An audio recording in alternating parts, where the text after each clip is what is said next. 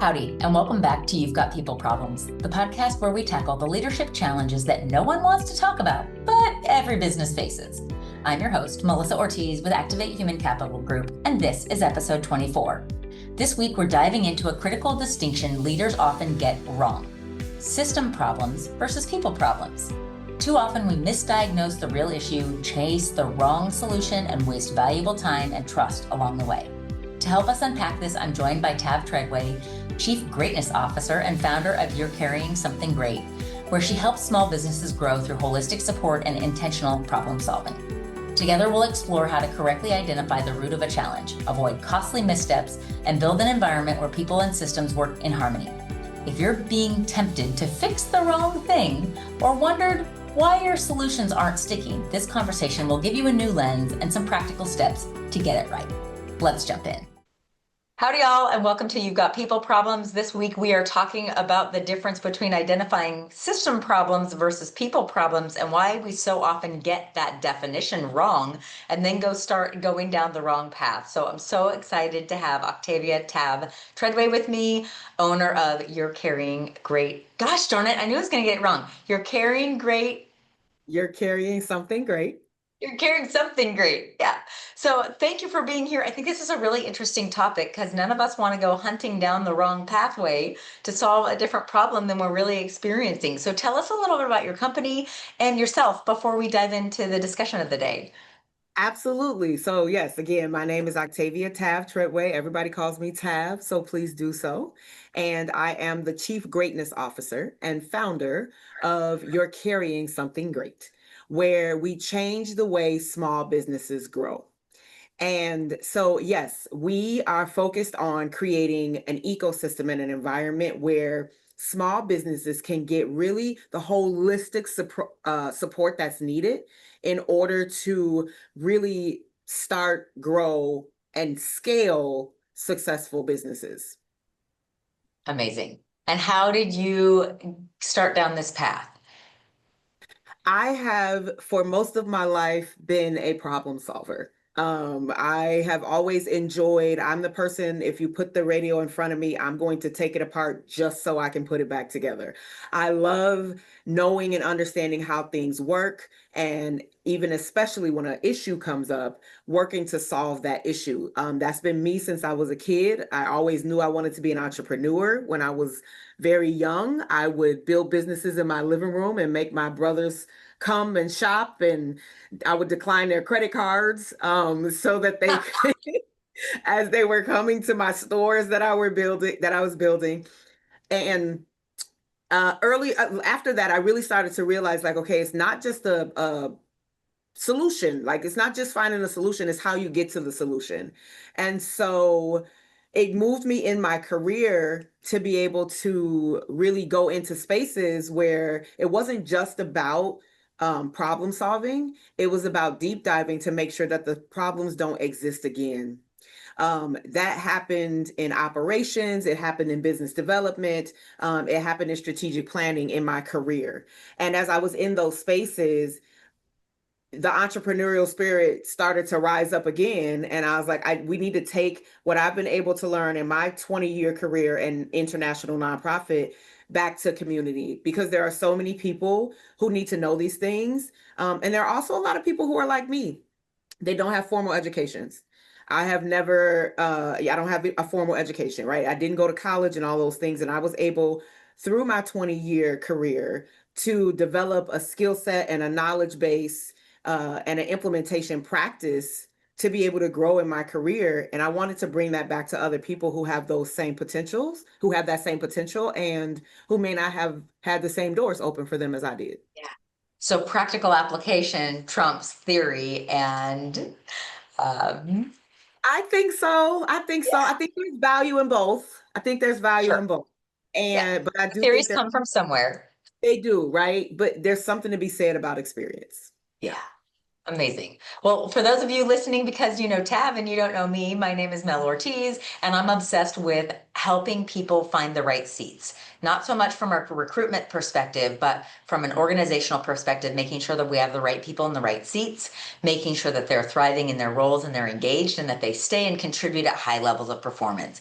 Because the value to the organization, to our customers or members, and to the individual and their families when they go home is extremely powerful. When we get the right butts in the right seats, we make sure they're engaged so that there's no distractions. They just get to do great work and then go home with extra energy for their families. So I use a couple tools, employee engagement, predictive index to evaluate, but mostly it's an HR technology company that gives us great data on the humans because they're very quirky people and we need to get as efficiently as possible to the issues. So when we came up with this discussion of systems versus people issues and why we often identify the wrong ones, this was a really compelling topic to me because you have to be working on the right problem to solve the right problem. I often see policies get put in place because one person is a problem. And it's like, well, can we solve the one person instead of making a new policy that complicates everyone's lives? And so I wondered if that might come up as something that you see, Tav, in your work. It's something that I see all the time. Let's just address the elephant in the room. Nobody really likes conflict resolution. It's just not what nobody wakes up in the morning and they're drinking their cup of coffee and they're like, oh, I really hope today I get to resolve a conflict. Nobody is walking in the office like that. It's the thing to the other end of the spectrum that we're all trying to avoid. And so when you enter things, most of us enter into spaces in that way. When we enter in a way of trying to avoid conflict resolution, we don't set ourselves up to actually identify what's causing the conflict because we've only been trying to avoid the conflict. And so in my career, I have coined myself as a bit of a disruptor.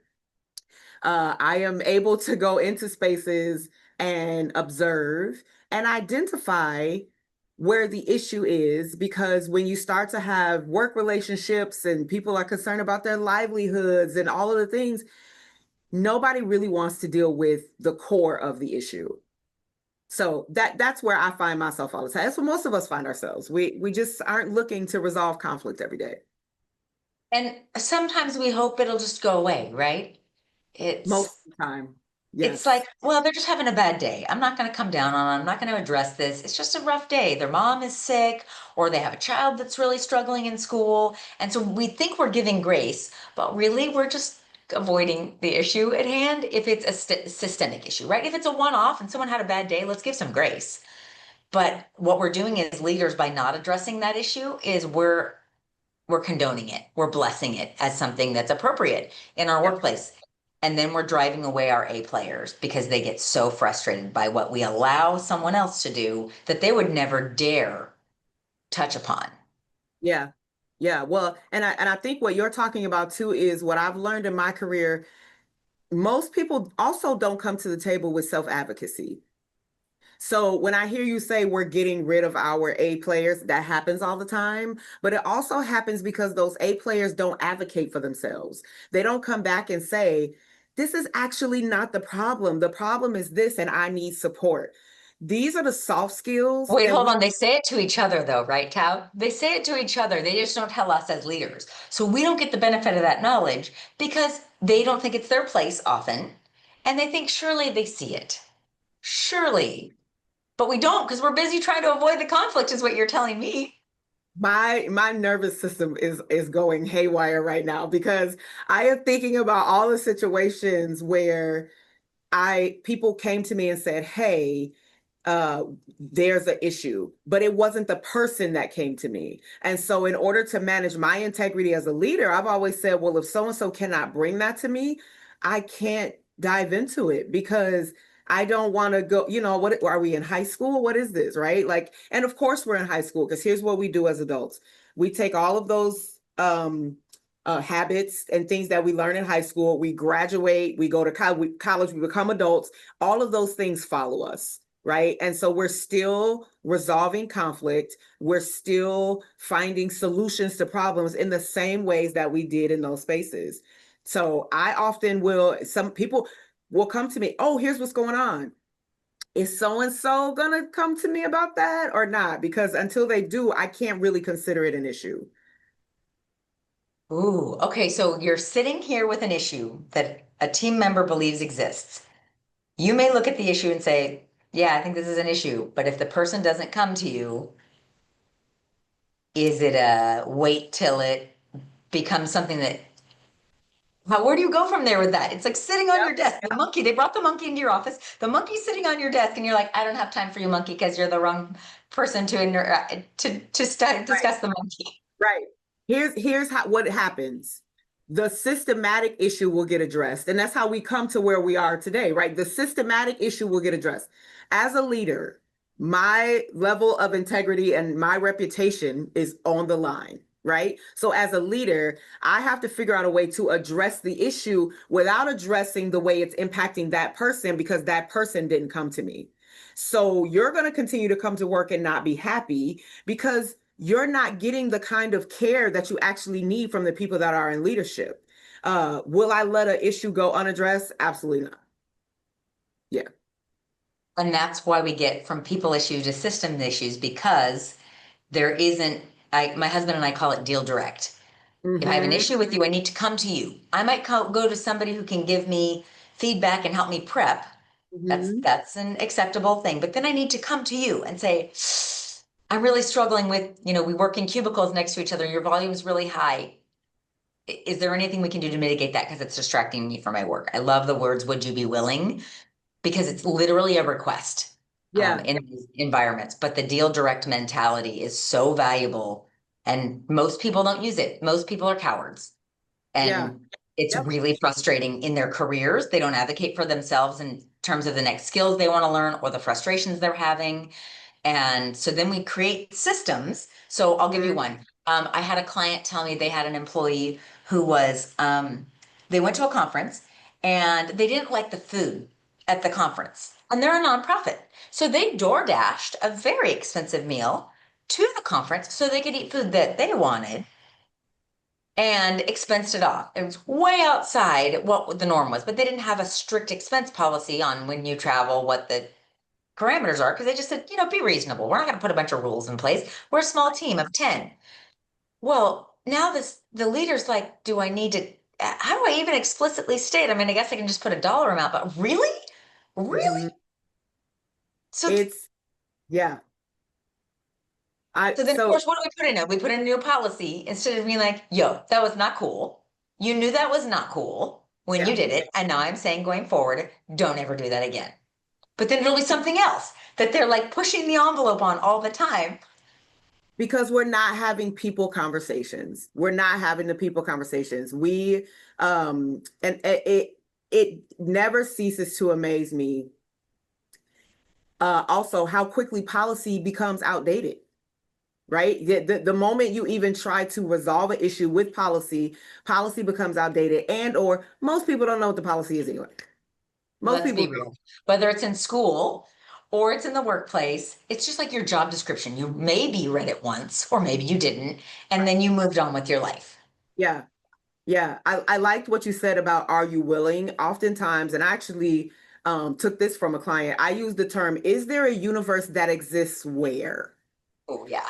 Can we where we can come together and we can talk about what's going on? And is there a universe that exists where you can still have your music playing in your cubicle, but it's at a level that allows me to be effective and still allows you to get what you need from the day, because I understand how music encourages you, right? To have those types of conversations. This is the kind of development that we need to be implementing as we start organizations, definitely. But even in these larger, more established organizations, you get better people results when you help develop your people.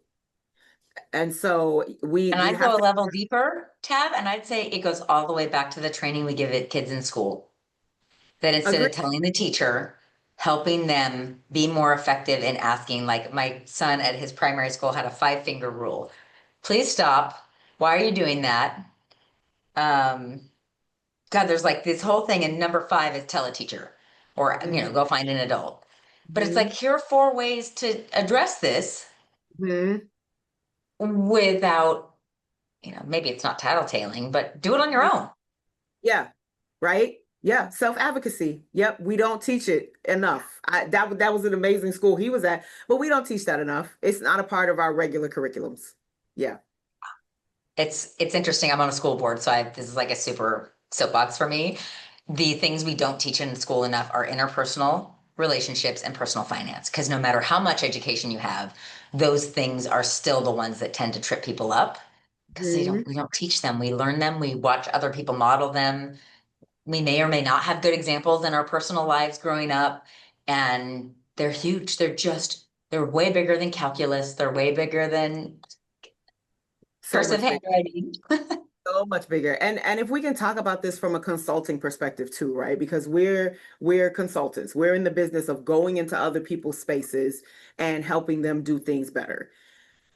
That also creates a challenge in the people situation. I have gone into spaces where the leaders have brought me in, and this was a nonprofit space. The leaders brought me in to help develop their strategic plan and make sure that the team, understood it and we got buy-in and everybody's on board.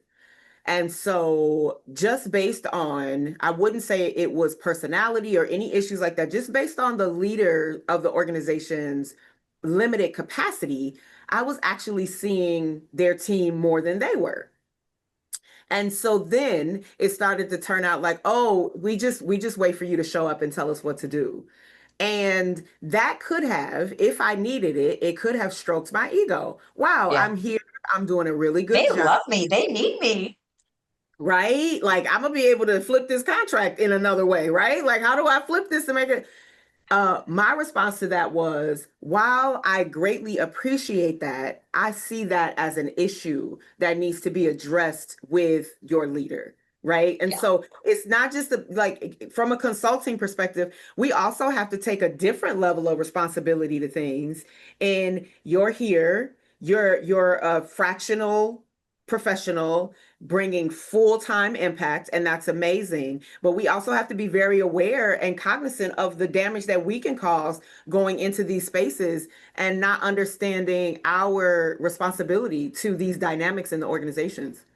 Yeah, newsflash, this isn't my plan. This is your plan. This is Yeah. our plan. And I'm not likely to be here forever. So it really needs to be your plan that you get excited about and you're on board with. And all I'm doing is facilitating and capturing it. I'm like, Mm-hmm. oh, yeah, that's a fair point. Yes. Yep. But that one little thing could have planted a seed that went so far, right? And done so much damage. So yeah, there's a lot of angles on responsibility to solving people problems. And like we said, first of all, let's acknowledge that none of us are waking up in the morning hoping to resolve an issue. That's not how we go into work every day. And then most of us don't have the interpersonal skills that it takes. We should not be ashamed of that because we weren't taught it. I try to be very intentional with my kids, right? We are a small business family, we are a sports family, we are a competitive family. My husband and I compete at just about everything. And also, you need to be able to have conversations now that help set the stage for you to have conversations in the future. You can't take this competitive outlook on everything, or you have to be able to talk through the challenges. And at this point, my husband and I, because we have different, he's like, your kids talk too much. I'm like, they're your kids too. He's like, I don't.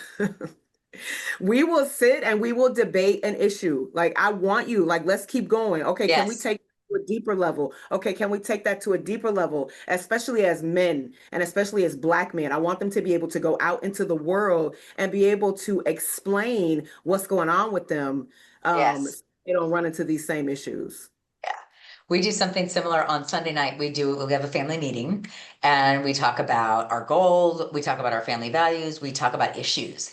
And so Mhm. everybody's able and expected to bring issues to the table. The notebook is in the kitchen. So anytime you think of an issue, you can walk by and jot it down before Sunday.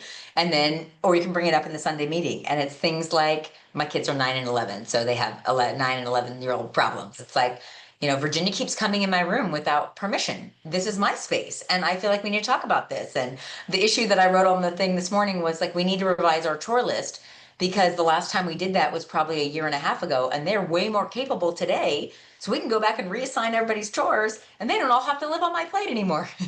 Yep, yep. I love that. And you know what we did with our kids when they were younger? And it's now started to get like different iterations as our siblings and stuff are having kids, was truth table. We would have once a month, you can just come to this table and tell the truth about anything with no consequences. And Whoa. and so it was interesting, but it also lent itself to them having conversations with us where their first thought was not, how am I going to get in trouble for this? Because the consequences, and if we bring that back to the workplace, right? That's the big issue too. Am I going to get in trouble? I don't Yeah. want to get in trouble, right? And so we've trained, we've supported, we've developed them now to understand this is a safe space and you guys can tell us anything. Now that they're a little older, they are sharing more. Some of the things that they're telling us, I don't actually want to know. But but it's to your point, creating an environment for people, whether it's young age or whether it's young in your organization, that allows them to feel safe enough to advocate for themselves. And if there is an issue, that they can come to somebody, and that can be Before it you. blows up in all our faces. That, and it could be a mentor system or whatever, right? But Yeah. yeah. Amazing. Okay, I wrote that down. Truth table. So Hmm. great. Okay, let's go back to our original topic. Yes. Tell me about system problems that look like people problems. I think so far we've really talked about people problems that we treat as system problems and try to solve them so we don't have to deal with the interpersonal conflict. Flip the script for me and talk to me about the reverse where we think we have a system problem, but it's actually a people problem. Yes. So this is my everyday. I love talking about this. Something great is focused on strategic planning, organizational development, and operational excellence. So we dive straight into what are the systems. Most people come to us only prepared to talk about systems. I don't even really couch it in, oh, what's going on with your team or whatever. We only come together to talk about systems.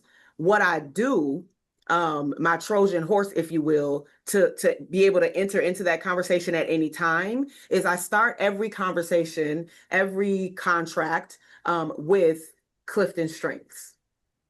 So I want to know, right? I want to know everybody who's going to be a part of this engagement. I want to know what your strengths are Amazing.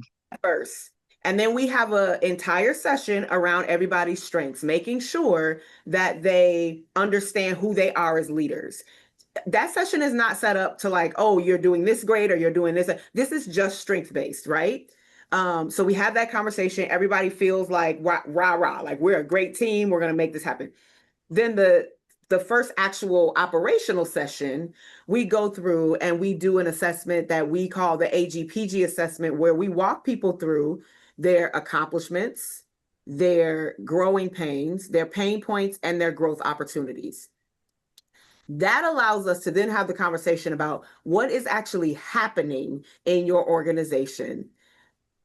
Accomplishments, everybody, that part is always robust, right? We did this, we did that, we made this amount of money, we did that. Okay, that's fantastic. Growing pains is where people start to go into the systems conversation.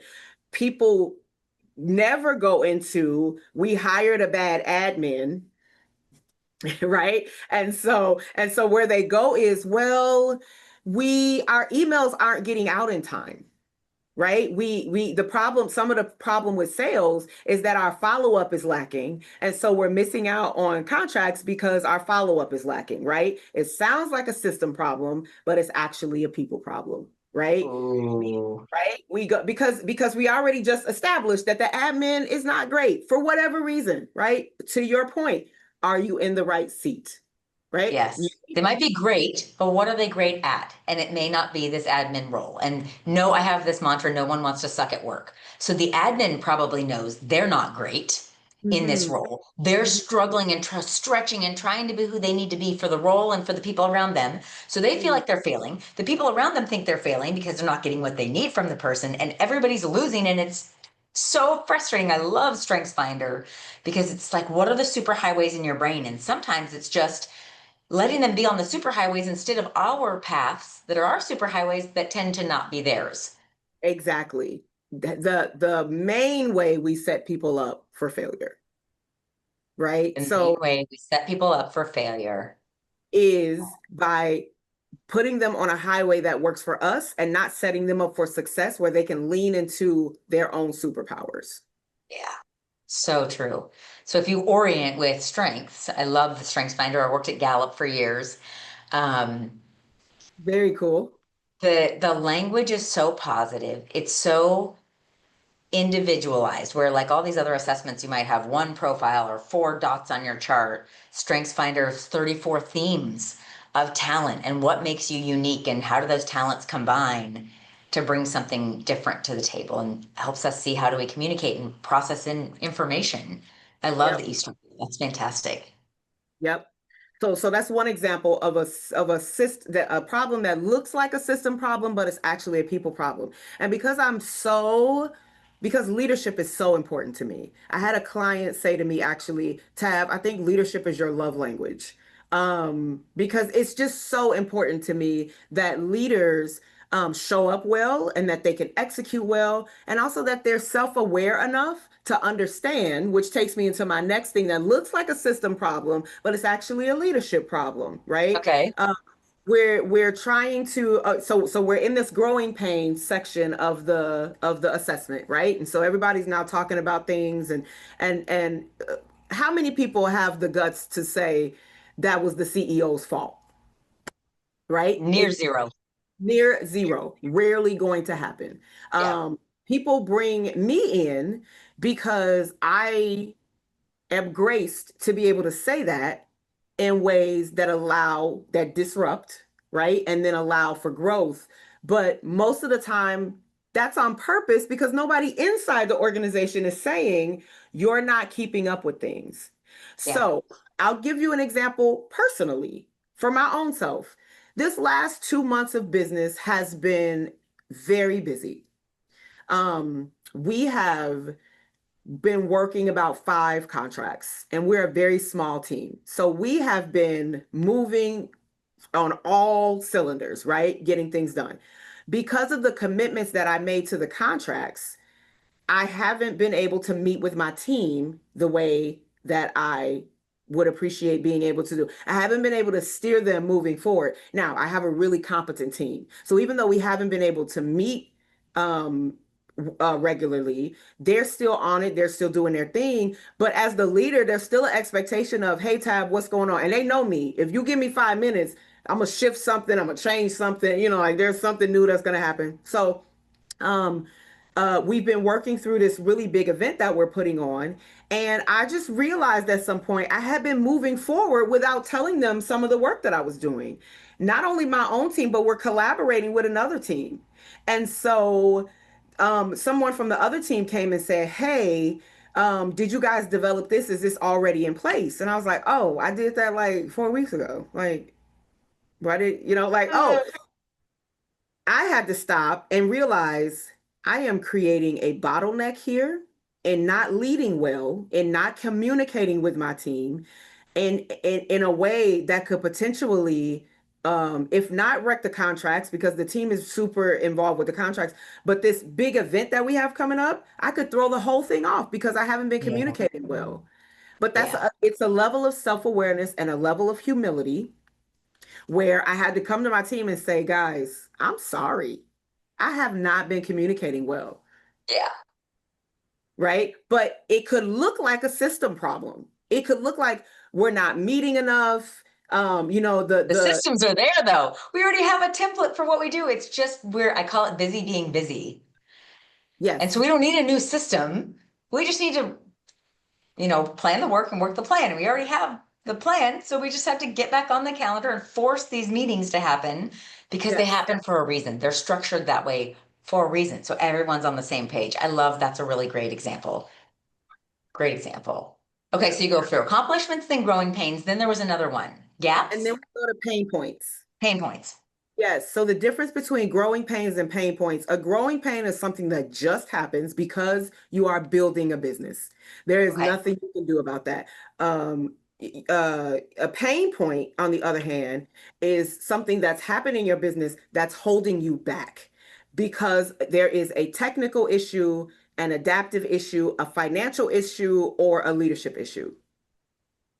And so in that pain point segment, it's like, okay, what is it? So we actually have a great pipeline of sales, right? We have a great pipeline of sales. Um, but we got these people in a spreadsheet that's doing nothing for us. So we need a CRM. A pain point right now, we are not big enough to afford a CRM. So how do we learn to work around that or build that? Or maybe that's just something we just gotta, suck up until we get to that point. So right now it's just a pain point, right? Yeah. And what things can we put in place to make sure that while we understand we're gonna have to experience this pain for a little time, what things can we put in place to move the business forward, or do we just have to deal with it as it is? And I actually want to double click on that. I think your example is a good one because I've heard this from quite a few small business teams is the CRM. We just keep this information. It's pretty informal. It's here. But there's a reason CRMs have value. And so it's like double clicking into these assumptions behind our pain points. Well, we can't do anything because of X. It's like, is it really that expensive? What if we only had one user and we all logged in as the same user? Oh, well, that's only $10 a month. Maybe we could afford that. And Uh-huh. it's these assumptions. We just create bigger problems because we just decide we can't solve them right now. We need bigger company. We need Salesforce. Oh, what about like Sales Flare? That one's really Right. cheap. And if you don't do these, there's so many different ways. And then you've got AI that you can layer on. And if anybody knows how to build anything in AI, it's like, oh, well, maybe we didn't need any budget for this. Yep. And so when you can start to identify those solutions, they go back in the growing pains bucket instead of Mm, point is going to stop you. A pain okay. point is something that you just cannot get past. So when we're going through pain points, it's like, okay, is that a technical? Is that adaptive? Is that something that we all just need to look at differently? And then if there is a solution, it's a growing pain. If there's not a solution, it stays in the pain point bucket. Mm. I like that. Okay. And then there was one or two other buckets that you talked about. Yep. So one more bucket, and that's called growth opportunities. And so we walk through, right, everything in the organization at this point. If we've had a really effective conversation, we've walked through everything in the organization. And so now we have all of the fuel that we need to create growth opportunities. Some of them are going to be clear from a pain point perspective. We need more contracts because we need to pay for this CRM. I mean, what are we going to do about that, right? And Sure. then as we go back into the growing pains bucket, we need to start looking at those and identifying what kind of issues they really are. Is it a leadership issue? Is it a technical issue? Is it adaptive or is it financial? And then really start to identify where we can put some things in place to resolve those issues based on the buckets that they fall under. Okay. So here, I want to make sure I'm respectful of your time. Uh, I'm hearing assumptions and I can courage hear are you. the two themes that I'm hearing so far. That we have enough courage to be honest about what the issue is and address it, and that we check our assumptions about what is and isn't possible, what is true, what isn't, who's the right person to be addressing this issue, and being really clear about systems problem, people problem, even though that might hurt somebody's feelings and we're kind of pre-programmed to be nice, especially Yes, in the Midwest. Heaven help us. They call it Midwest nice. And then yes, it's even harder to yes. channel our inner New Yorker and Yep. Or Chicagoan. yeah, Yes, yes. Yeah, that's it's there's so many things that we actually have to work through to be effective leaders, and we all have a list of them. And some of them are geographical, and some of them are genetic, and but it's really about, and it's why I bring the Strengths Finder in, so that you actually don't have to go into all of the conversations that make you uncomfortable about yourself. Because that's what we also don't want to do. We don't want to have the conversations that make us uncomfortable about ourselves in front of other people. So the Strength Finder gives you language to talk about how you show up well. And then when I'm working with people with the Strength Finder, I actually ask them to talk to me about how their strengths sometimes wrestle with each other in order, because I'm trying to avoid, my goal is to not make anyone feel bad about themselves, but we have to know ourselves and we have to be self-aware. So how can we have this conversation without creating the kind of negative connotation that shuts people down? And because even if we go back to our kids, I have worked very hard with my kids to help them understand the difference between positive reinforcement and negative reinforcement. It's all reinforcement, right? It's just how you look at it. And some things are going to, negative is not a feeling in that situation. Negative is something is being taken away, or there's something that's being removed. There's a repercussion. Right? So that you can move forward. And so in the situation, as it relates to Strength Finder, when I start to discuss with people, your strengths and how they may wrestle with each other, it's a really effective way to bring some negative reinforcement to the table without making people feel bad about themselves. I can give you an example for myself. Okay, go. My top strengths are responsibility, belief, relator, connectedness, and individualist. And so if we just look at those top two, I wrestle with myself all the time. And earlier I mentioned this last 2 months being a struggle for me. It was the fight between responsibility and belief. Responsibility kept showing up saying, you're an entrepreneur. You got to make this happen. You got to listen, this is all on you. If this fails, it's all on you. Right. And so I got this one over here. And then I got another one over here saying, Tab, you're doing the work. You got to believe in what you put out there. You got to believe in what you know about yourself. You got to believe in the fact that you have an amazing team. You have to believe in what you believe God has said over you in order to move forward. Right. Yeah. And so then I'm over here and I'm like, oh yeah, that's okay. Okay, that makes me feel better. And then no sooner than I settle into that piece of it, here comes responsibility right back. But if you don't true. And you don't get out and you don't make that thing happen, it's not going to happen. And I'm like, I don't know what to do. I don't know. So it makes me think about that movie Inside Out, which I love. Mm-hmm. I feel like Gallup needs to sponsor a movie that has you've got your emotions and you've got your core panel, but then your strengths are in there and their natural approach then colors your emotion and it colors your approach. And there's a whole lot of stuff in your brain that's kind of creating this echo chamber. Mine is activator. Mine, my Mine gets real bad when I have activator number 1 and command number 2, which means go now, go right now. Why aren't you going? Why aren't you there yet? Go, go, go, go, go. And I know it's really the wrestling is between me and the rest of the world because no one moves fast enough. And my only coping mechanism as a leader and as an adult has been have enough irons in the fire that I can go now, go now, go now, go now on all these different projects. So I don't make everyone crazy because my brain really thinks everything should happen right now. Yeah. Mm-hmm. It's brutal. Yeah. But what I love about it is, right, that shows up as a strength.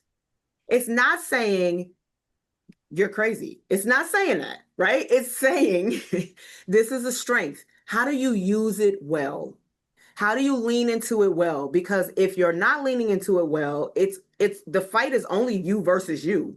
Yes. So how do you lean into it well so that you can show up better in the work that you're doing? Yeah. I mean, my clients know me as being super responsive because go now means they get what they need real fast. And I've got relator in the mix, right? So the relationship development is deep.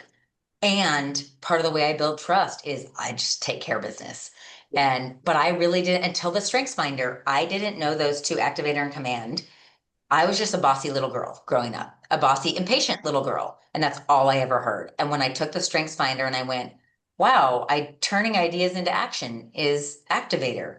Oh, I do Mhm. that.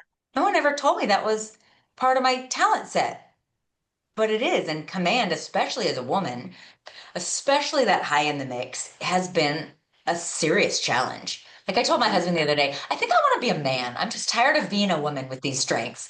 And he's like, I assume you're kidding. I was like, I am, but kind of like really not. It would alleviate some of the drama that we have to deal with in being assertive and all the things. Yep. Yeah. I Okay, resonate so with you that sentence so much. I resonate so much. okay, Yes. so you said leadership means continually developing our self-awareness. We've talked about StrengthsFinder as a great way to do that. What other tools in your toolkit do you share with leaders that you find help them make great strides in developing their own self-awareness so they can show it better for their teams?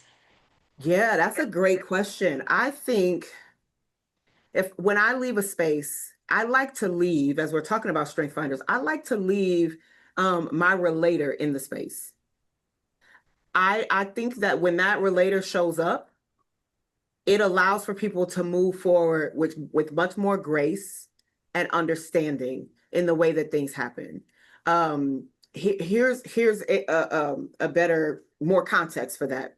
Most of the people that I work with are visionaries. They are pure visionaries. I run a strength finder and I get futuristic, I get activator, I get, like Ideation. exactly, right? Yeah. All of the things that are like, we are going to take over the world, We're right? going to the moon. Fantastic. Wonderful. Are you going alone? Who do you plan to take with you? And how are you going to show up? And most of the time, when I walk into a space with someone who I call a pure visionary based on their strength finder, there's all these underlying people tones. They love the person because it's very hard not to love visionaries. It's very hard not to love them, but they also are so completely annoyed by them Yes. because you're so focused on the big picture that I don't even know that you know we're here. I don't, right? And Or what we're working on, or what kind of progress we're making. You just point out our flaws and the mistakes we make because they're real good at that. yes, And yeah, that's so. Wait, take me. I want to make sure we don't go too down this path. I want to make sure, aside from StrengthsFinder, what other good resources are out there? Books or models or speakers? Where else do you look for good resources to share with these visionaries to help them show up more effectively for their team and take the whole team to the moon or wherever they're going? yeah. No, thank you for rerouting me. So I often, very often, send folks leadership podcast. I am constantly listening to them myself, constantly trying to refine my leadership or create new language in the way that I lead people. And so I am constantly sending folks leadership podcasts. One that I listen to on a very regular basis is Craig Rochelle. He is a major leader in leadership development. He is his pastor. His church created the Bible app, which is about to near 1 billion downloads. Um, Whoa. yes. And so I love Craig's story because he started his church at 28, I believe. Who's ready to be the kind of leader that they want to be at 28? And so as he's interviewing these really amazing leaders, right? Because now he's in this space in the world, right, where everybody sees what you've done and so Right. he's able to interview some really amazing leaders. And as he's interviewing them, he's like, yeah, I remember when I was 29. That did not happen, right? I remember, I remember when I was 30 something and that did not happen, and he started this church. I think at the time he had 5 small children. Him and his wife hadn't been married in a long time. He's starting this church, and you're starting a church where it's different to start a business, right? While there's a very high level expectation on integrity and ethics and all those things in a business, when you are starting a church, which is also a It's business, it's not impeccable expectations. impeccable expectations, and you are already starting with a full plate. So I love to listen to him talk through his leadership journey with other leaders and process through how he's gotten to where he is today. So I'm often sending people other resources, Yeah. books books to listen to. I'm much more of a listener than I am Me a too. reader. Me too. But books Audible to at 1.25 speed, please. right, exactly, right? So yeah, I do have a lot of resources at hand. And to your point about, what if I just wake up tomorrow as a man, like some of these issues will go away? I try to find books that lean into what it means to really lean into your feminine energy, right? And understand yourself better. Dr. Anita Phillips has a book called The Garden Within that really flips the script on what we think about as it relates to emotions. Especially for women, but in general, because I believe men have them too, because we are all humans. So, Yeah. but especially for women, we get a bad rap for showing up emotionally. And so her book talks about the fact that actually this is the way that we were created. And so you have to learn how to first and foremost be very self-aware about your emotions, your emotional capacity, all of those things. And then you have to learn how to use them to your advantage and not be ashamed of them because we are socially trained to be ashamed of emotions. And I often tell people, I don't trust people that don't cry. I don't. You were created with tear ducts. Why don't they work? I'm not sure. Yes. Yes. There's a really good book I just finished reading for the second or listening to the second time this summer called Letting Go. And it is Mhm. absolutely brilliant, so powerful, a little bit dry, but the content is so good.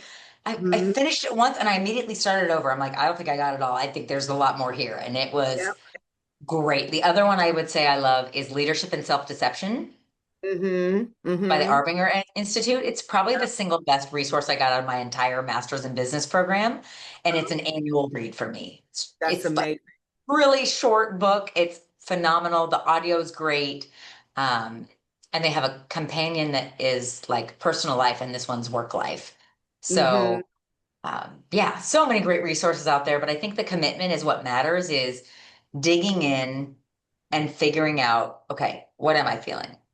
Who am I? How do I show up? How do I affect others around me? And how do I affect others when I'm stressed? How do I affect others when I'm excited? And where can I insert myself in the most effective manner to support my team, my clients, my family, anybody that I care about? That's really the essence of how we become the best humans that we can. And so I really enjoy that. Yeah. Okay, so any other points you really want to make before we go into tips and tricks around systems that show up looking like people problems or people that show up looking like system problems that we've missed?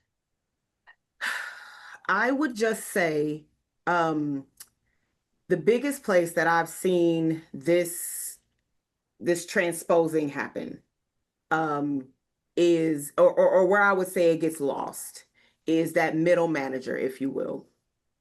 And so, really setting middle managers up with the ability to be able to diagnose whether it's a people issue or whether it's a systems issue, because having been a middle manager for a very long time, you're taking the brunt of the work, you're taking the brunt of the responsibility, but then when the issues come up, people often go over you to get their issue resolved because you have not been empowered, not necessarily from a title perspective, but you haven't been empowered from a knowledge-based perspective in order to really handle the issues of the people that you are directly responsible for. And Or so, sometimes it's just giving ourselves the permission slip, like this is in my purview. I should be fixing this, right? It's a personal empowerment and an agency mhm, concept that we take on and we decide, I'm gonna fix this. I don't have to tolerate this or ignore yeah, it. I would say middle management is where problems go to disappear. Yeah. Yeah. And in general, as we've evolved, I've been doing this for 20 years almost, and as over time we've gotten more and more committed to this idea of a working supervisor, or working manager, or a player coach, where that manager is supposed to be spending all their time billing, working, doing, and oh, by the way, you're supposed to take care of your team, nurture and develop, and have your one-on-ones and performance management, and they're looking at their plate, what's on their desk, and they go, I'm sorry, when am I supposed to do that? They're like, well, your performance is graded on your work performance, but just do all this other stuff later. No wonder young people don't want to be leaders. They don't want to be people managers. They want to Yeah. be individual contributors and just keep growing because the respect for the coach. hasn't been. I exited my 9 to 5. My career was amazing. It owes me nothing. I learned so much to the point where I am in business helping other business owners develop their businesses. Some of that's just natural skill set, just natural grit. A lot of it is what I learned in that space. Interestingly enough, I left that space like top level middle manager, if you will. One of the folks that I work with in the space also left, and they came with me to work for me and help me build out my business. And so I started sharing with them some of the challenges that I had. One of them used to be very socially anxious. Social anxiety it was just always a thing for me. I never addressed it in my 9 to 5 because I didn't think there was a space to address it. So when I mentioned it to her, this is a person who knew me for years. When I mentioned it to her, she was like, "Stop, I'm sorry, wait. You have social anxiety. What in the world? Where did that come from? Like, what did you get it from leaving the job?" I said, "No, I've always been this way. But as a middle manager, being responsible for people, I never thought there was an opportunity for me to actually dive into it and get the support that I needed." And that's what I find with people with social anxiety, if we go down that path a little bit, is they're fine with their people. The people that are already in their circle, it's fine. It's all those other people that start to give us the angst. So if you're at home, you have your people, and at work, you have your people, and there's not a lot of need to go outside of that. So it becomes this unnecessary issue to address. It's kind of a latent. Yep. That's really interesting. Yeah. Really interesting. Okay, ready to wrap? Tips and tricks? Yes. Ready. Okay, here's what I have in my notes. You tell me what I missed, what I misstated. No pride of authorship here. Okay, so when we consciously or unconsciously, set out to avoid conflict, it's extremely difficult to be clear-eyed about the real issue at play. And you might have a more succinct way to say that. But I was listening to you talk about, we just unconsciously avoid a lot of the issues in our lives. And that makes it hard to be really clear what the heck is the issue in the first place, because we were like, la, la, la, I don't want to address that. Yep. No, that is exactly it. I think the summarized version of it would be, when we set the goal to avoid conflict, we set the goal to create problems. That's much better than mine. Thank you for that. No, it's good. I love it. I love it all. Yes. That's good. Okay, so here's tip 2. Leadership means continually developing self-awareness. Start with strengths, listen to podcasts, find books, ask people that you respect for referrals, resources. I do that constantly. I'm in an entrepreneurs group, and I'm constantly like, what's on your Audible? What are you listening to? And I've gotten so many great ideas from people that I respect that are really working hard to keep leveling up. Mm-hmm. Yes. And then the third tip I have is the truth table. Like, really stuck with me, whether that's at work or at home, and you find your own cute name. But this idea of psychological safety, like, just tell me what's going on. We will fix it together. You will not be punished. Where are we at? Yes. Developing that relationship with team members and family members is gold. Yeah. That's it. Okay. That's it. Do you have any others that I missed that we came up in conversation with? No, I think that's enough for people to chew on. Yeah, it sure is. Okay, well, thank you, Tav, for your time, for your insight, for your enthusiasm for this space. You've clearly worked hard to get where you're at, and I will be cheering you on as you continue down your path. If people would like to learn more about you, your company, where would you like them to look or connect with you? Yes, so please go to our website, www.somethinggreathq.com. You can also find us on all socials at Something Great Official, and you can check us out. You can start to understand how we move, what we do, and please, if you have any questions, email us at info@somethinggreathq.com.